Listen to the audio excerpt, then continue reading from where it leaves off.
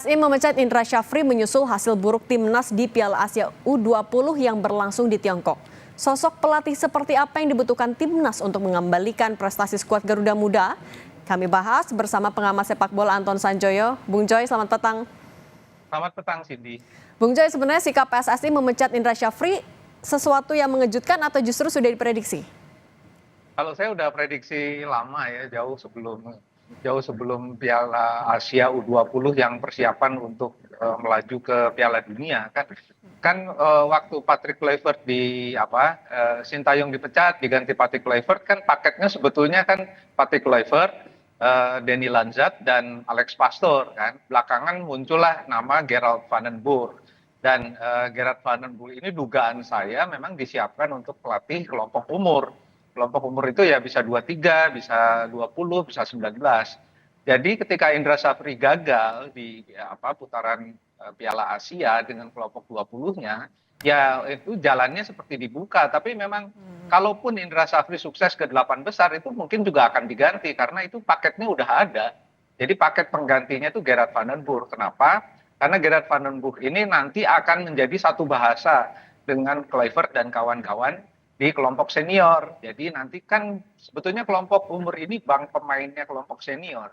Jadi si kelompok pelatihnya juga, tim pelatihnya juga harus satu suara gitu. Ini kan ya, yang jadi persoalan selama ini antara pelatih kelompok umur dengan pelatih tim senior kan nggak nyambung, dalam arti komunikasinya nggak jalan.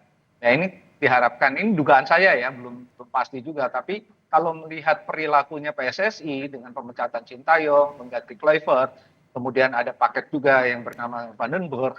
Ini kemudian saya nyambungnya, oh ini nanti disiapkan jadi satu paket kelompok umur dengan timnas jadi satu gitu loh. Dan artinya ini sih artinya kaitannya dengan prestasi kemarin, hasil di Piala Asia itu bukan jadi faktor tunggal, faktor utama, bukan ya? Gini, soal kegagalan itu kan sebetulnya semua orang udah hampir pasti tahu lah. Kita kan di kelompok umur di level elit Asia kan kita belum masuk ke sana. Kita tidak pernah melihat Iran atau Uzbekistan misalnya yang mengalahkan Indonesia itu sebagai tim yang lemah kan, pasti itu tim yang kuat juga gitu loh, karena kelompok senior mereka itu udah masuk kelompok elit Asia. Nah ini yang kemudian saya ketika diberitahu bahwa targetnya lolos 8 besar, ya keberuntungannya harus gede banget, tapi kan ternyata kelasnya berbeda sekali. Jadi saya menilai ini bukan kesalahan total dari Indra Syafri. Materi pemain Indonesia belum bisa bersaing di kelompok umur. Karena kan kalau di tim senior kebanyakan kan binaan Belanda. Ada 16, 17, ini nambah lagi nih 3 nih. Binaan dari federasi lain gitu loh. Jadi kan nggak fair kalau menilainya, kan nggak apple to apple antara keberhasilan timnas dengan keberhasilan di kelompok umur.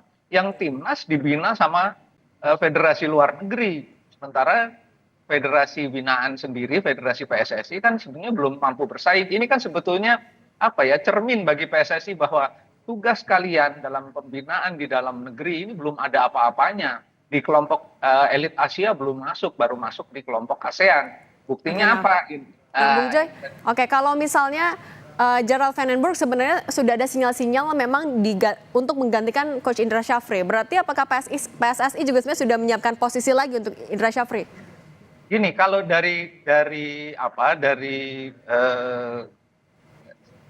kapasitasnya Indra Syafri, dia kan sebetulnya instruktur itu gurunya para pelatih, termasuk pelatih tim nasional gitu loh. Jadi dengan kapasitas dia harusnya posisinya ada di direktur teknik, ya kan? Dulu kita punya Bernard Schumm yang diturunkan juga sebagai pelatih. Ini kebiasaan PSSI, direktur teknik diturunkan sebagai pelatih tim nasional, gitu loh. Nah, problemnya adalah kalau Indra Syafri naik posisinya menjadi direktur teknik, apakah dia cukup percaya diri untuk berkomunikasi dan dalam tanda kutip sebetulnya memberi perintah kepada Kluivert, kepada siapapun nanti di kelompok pelatih kelompok umur. Nah, Indra Syafri ini menurut saya sering kurang percaya diri. Mungkin ilmunya ada, tapi mungkin kepercayaan dirinya yang harus ditambah gitu loh.